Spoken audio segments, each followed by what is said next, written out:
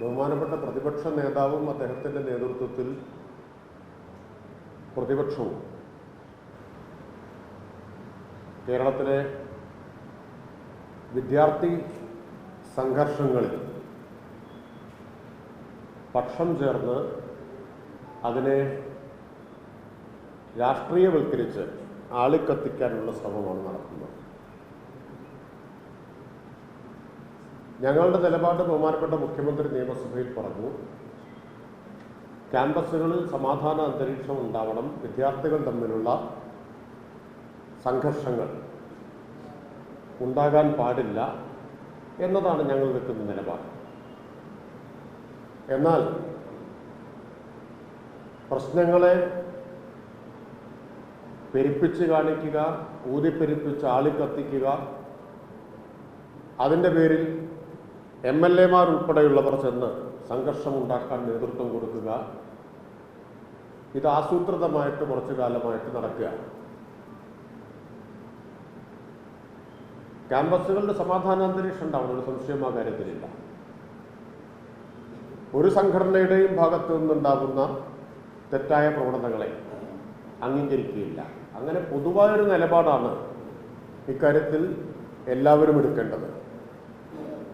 ഞങ്ങളുടെ അക്രമം ശരി, നിങ്ങളുടെ അക്രമം തെറ്റ് എന്ന ഒരു ഇരട്ടത്താപ്പാണ് പ്രതിപക്ഷം ഇക്കാര്യത്തിൽ സ്വീകരിക്കുന്നത്. അത്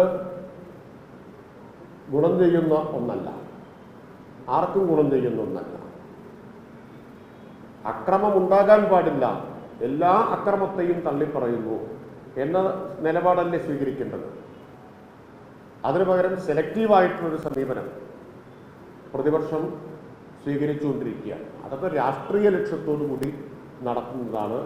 വലിയ പ്രൊപ്പഗാൻഡ ഓരോ ചെറിയ സംഭവങ്ങളെയും മുൻനിർത്തി ഉയർത്തിക്കൊണ്ടുവരികയാണ്. എന്നിട്ട് യഥാർത്ഥത്തിലുണ്ടായിട്ടുള്ള അക്രമങ്ങളെ മറച്ചു വയ്ക്കുകയോ ന്യായീകരിക്കുകയോ ചെയ്യുന്നു. ഞാനിപ്പോൾ SFIയുടെ ഭാഗത്ത് നിന്ന് എന്തെങ്കിലും തെറ്റുണ്ടായാൽ അതിനെ ന്യായീകരിക്കാനല്ല ഇവിടെ ഇരിക്കുന്നത്. പക്ഷേ SFI മാത്രമാണ് സംഘർഷമുണ്ടാക്കുന്നത് എന്ന് പറയുമ്പോൾ അത് വസ്തുതാപരമായിട്ടുള്ള കാര്യമല്ല, സത്യസന്ധമല്ല എന്ന് പറയേണ്ടത് ഞങ്ങളുടെ ഉത്തരവാദിത്തമാണ്. SFIയുടെ ഭാഗത്ത് നിന്നുണ്ടാകുന്ന തെറ്റും ആവർത്തിക്കാൻ പാടില്ലാത്തതാണ്. അതേപോലെ തന്നെയാണ് KSU നടത്തിയിട്ടുള്ള കൊലപാതകങ്ങൾ, അക്രമങ്ങൾ, അതും തള്ളിപ്പറയേണ്ടതല്ലേ. ഇന്നത്തെ ഇറങ്ങിപ്പോക്ക് പ്രസംഗത്തിൽ അദ്ദേഹം വളരെ വാചാലമായിട്ട് പറഞ്ഞു. എപ്പോഴും അങ്ങനെ തന്നെയാണ്. അദ്ദേഹത്തിൻ്റെ ഒരു പ്രത്യേകത എന്താണെന്ന് വെച്ചാൽ, അദ്ദേഹത്തിന് എത്ര സമയം വേണമെങ്കിലും പ്രസംഗിക്കാം, ആരും ഇടപെടാൻ പാടില്ല. പിൻ ഡ്രോപ്പ് സൈലൻസിലെ അദ്ദേഹത്തിന് പ്രസംഗിക്കാൻ പറ്റും. മറ്റാരെങ്കിലും പ്രസംഗിച്ചാൽ അദ്ദേഹത്തിന് ഭയങ്കരമായ അസഹിഷ്ണുതയുമാണ്. അദ്ദേഹം തടസ്സമില്ലാതെ വസ്തുതാവിരുദ്ധമായിട്ടുള്ള കാര്യങ്ങൾ പറയാൻ അവസരം തനിക്കുണ്ടാവണമെന്നാണ് അദ്ദേഹത്തിൻ്റെ വാദം. അതുകൊണ്ടാണ് എഴുന്നേറ്റ് നിന്ന് ചോദ്യം ചെയ്യേണ്ടി വരുന്നത്.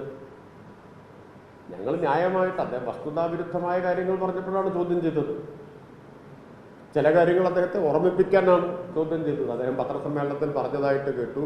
പാർലമെന്ററി കാര്യമന്ത്രിയും ധനകാര്യമന്ത്രിയും ഒക്കെ അദ്ദേഹത്തിൻ്റെ പ്രസംഗത്തെ തടസ്സപ്പെടുത്തുന്നേയില്ല. സാധാരണഗതിയിൽ പ്രതിപക്ഷ നേതാവ് എഴുന്നേറ്റാൽ ഞങ്ങളെല്ലാം ഇരിക്കും, വഴങ്ങാറുണ്ട്. പക്ഷേ ബഹുമാനപ്പെട്ട പ്രതിപക്ഷ നേതാവ് അതിന് മിക്കവാറും തയ്യാറാവാറില്ല. അപ്പോൾ അദ്ദേഹം നടത്തുന്ന സ്റ്റേറ്റ്മെൻറ്റ് സഭാരേഖകളിൽ തെറ്റായ സ്റ്റേറ്റ്മെൻ്റ് ഉണ്ടാകും. അപ്പോൾ ഞങ്ങൾക്ക് ചോദ്യം ചെയ്യേണ്ടി വരും. കാരണം ഇത് രേഖയിൽ വരുന്നതല്ലേ. അത്രമാത്രമേ ഉള്ളൂ. അതല്ലാതെ അദ്ദേഹത്തിൻ്റെ പ്രസംഗത്തെ തടസ്സപ്പെടുത്തുക എന്നുള്ളതൊന്നും ഞങ്ങളാരും സ്വീകരിക്കാറുള്ള ശൈലിയല്ല. അപ്പോൾ സംവാദമാണല്ലോ സഭ എന്ന് പറഞ്ഞാൽ. അതുകൊണ്ടാണ് അദ്ദേഹം ഞങ്ങൾ പ്രസംഗിക്കുമ്പോൾ, ഇപ്പോൾ കഴിഞ്ഞ ദിവസം ഞാൻ മറുപടി പറഞ്ഞ് പ്രസംഗിച്ചുകൊണ്ടിരിക്കുമ്പോൾ അദ്ദേഹം എഴുന്നേറ്റു, ഞാൻ അവിടെ ഇരുന്നല്ലോ. തിരിച്ച് അങ്ങനെ ഒരു സമീപനം പലപ്പോഴും അദ്ദേഹത്തിൻ്റെ ഭാഗത്തു നിന്ന് ഉണ്ടാവാറില്ലാത്തത് കൊണ്ടാണ് ഞങ്ങൾക്ക് പ്രസംഗം മധ്യേ എഴുന്നേറ്റ് പറയേണ്ടി വരുന്നത്. ഇപ്പോൾ വളരെ വാചാലമായിട്ട് അദ്ദേഹം പറഞ്ഞു. ഒരു വരി അദ്ദേഹം ധീരജ് രാജേന്ദ്രൻ്റെ കൊലപാതകത്തെ അപലപിച്ചുകൊണ്ട് അവിടെ പറഞ്ഞു.